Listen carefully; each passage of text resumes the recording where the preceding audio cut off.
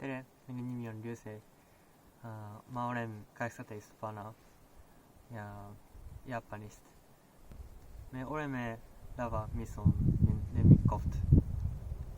Ma otsustasin tulema Eesti, sest mind huvitab Eesti poliitika ja kulttuuri, sest valitsemine, eesti keel ja Eesti ajalugu.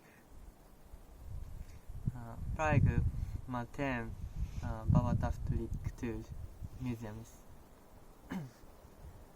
See on väga huvitav ja lõbus ja mis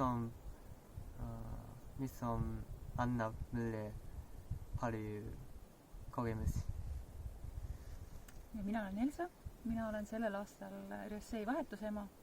Meie peres on vahetusõpilased olnud nüüd juba 4. aastat ja valdavalt Jaapanist. Et omal moel on kõik nad vahetusõpilased toonud meie perre küll seda ka Jaapani kultuuri, aga igaüks oma moodi ja oma huvide järgi. Et ka mina oskan nüüd juba päris hästi Jaapani toite teha ja hakkasin ka jaapani keelt õppima. Aga omal moel on see sellisel koroona ajal isegi ainuke võimalus või üks olulisi võimalusi, kuidas maailm saab meie juurde koju tulla, ilma et peaks kuskil ise reisima.